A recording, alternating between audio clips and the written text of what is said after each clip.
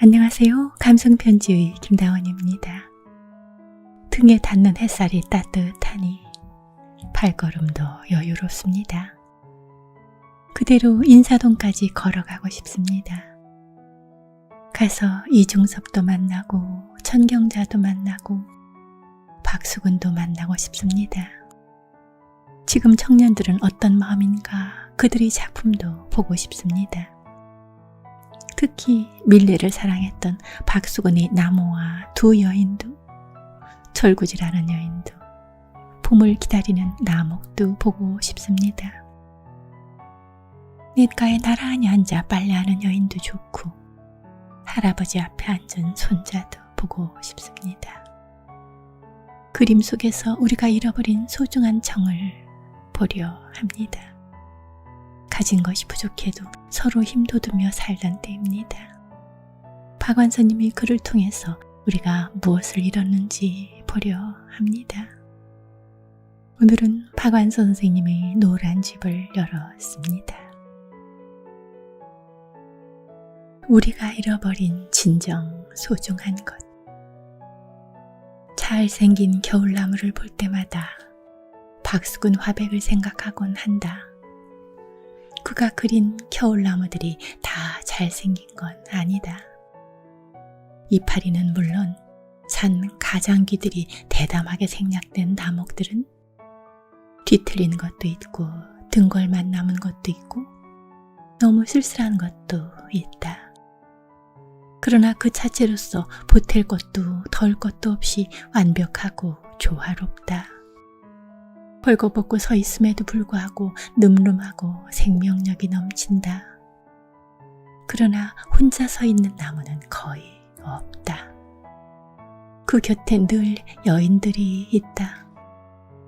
여인들은 머리에 뭘 이고 어디론지 총총히 가고 있지 않으면 아이를 업고 있다. 언젠가 박수근 화백의 회교전에서 만난 유홍준 교수한테서 이런 이야기를 들은 적이 있다. 박수근 그림에 나오는 여자들은 거의 일하는 여자들인데 남자들은 우두커니 앉아있지 않으면 놀이를 하고 있다고. 참 유홍준다운 예리한 관찰이다. 그러나 그건 박수근의 여성관이라기보다는 그가 한참 왕성하게 그림을 그리던 50년대와 60년대 초반의 우리나라 시대상이었다. 남자들은 일하고 싶어도 일자리가 없었다. 전쟁이 끝났다고는 하나 일자리가 창출되지 않아 곤궁하고 암울한 희망 없는 시대였다. 그래도 여자들은 희망을 잃지 않았다. 날품팔이라도 해서 열심히 식구들을 먹을 것을 날랐다. 겨울 나무들 곁을 지나가는 여인들이 걸음걸이는 그래서 서두르는 기색이 역력하다. 그러나 결코 궁상맞아 보이지 않는다. 지금 비록 헐벗었지만 열심히 봄을 준비하고 있는 나무가 곁에 있기 때문이다. 반대로 나무 곁에 여인들이 없었어도 그 이파리 하나 없는 나무가 그렇게 살아있는 나무로 보일 수 있었을까? 나무와 여인은 똑같이 봄이 멀지 않다는 희망을 잃지 않음으로써 서로 그렇게 조화롭다. 어수선한 세기말이었을 것이다. 인사동 거리를 지나다가 거리를 가로지른 수많은 전시회 광고 중에서 박수근 판화전이 눈에 띄어 들어가 보게 되었다. 들어가자마자 정면으로 아기에게 젖을 물린 엄마의 모습에 하고 탄성을 지르고 말았다. 넓지 않은 화랑을 압도할 만한 대작이었지만 그 판화에 사로잡힌 것은 크기와는 다른 그 넉넉함 때문이었다. 겨울나무를 그릴 때보다 더 많이 선을 생략하고 몇 개의 둥근 선만 남겨놓고 있었다. 나목을 많이 봐온 나는 박수근의 직선이 하도 힘차고 섬세하여 직선에 능한 화가라고 생각하고 있었다. 그러나 이 젖먹이는 엄마 앞에선 곡선이야말로 그의 시작이요 마지막이 아니었을까 싶은 생각이 들었다. 치졸한 듯한 완숙함이랄까.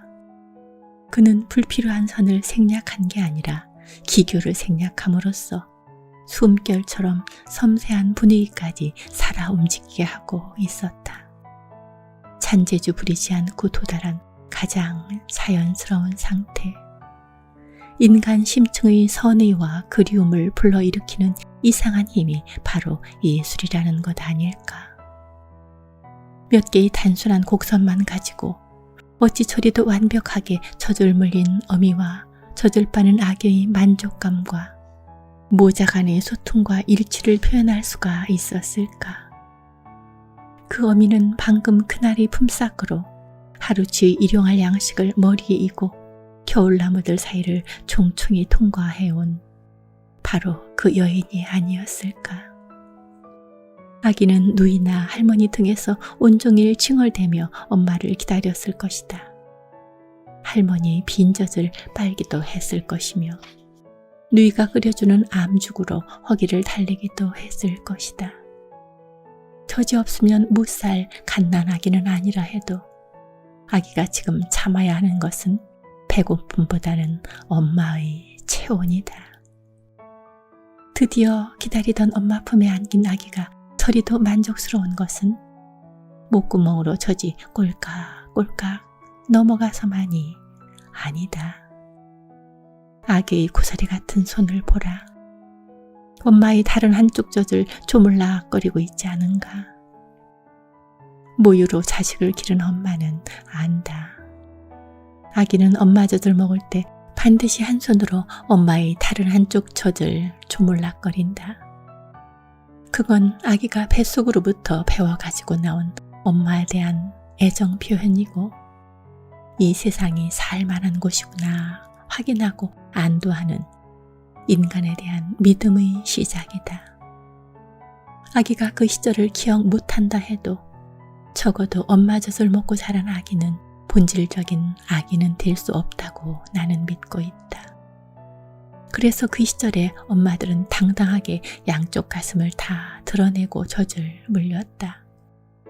모유를 먹이는 엄마가 줄어들고 설사 먹인다 해도 한쪽은 감추고 한쪽만 겨우 아기 입에 물리는 요즘의 수요는 유아계의 성욕 어쩌고 하면서 유방에도 모성 이미지보다는 성욕의 이미지를 더 강조한 서양 문명과 낙농업자들의 영향이지 싶다.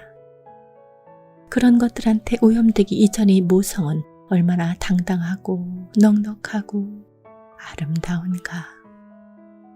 이 판화는 우리로 하여금 시간이 덮개를 벗고 박수근의 진국스러운 여성관과 우리가 잃어버린 진정한 소중한 것이 무엇인가를 뭉클하니 환기시킨다. 이 책을 읽다 보니 제 경험도 떠오릅니다. 아이들에게 젖을 물릴 때가 가장 행복했습니다.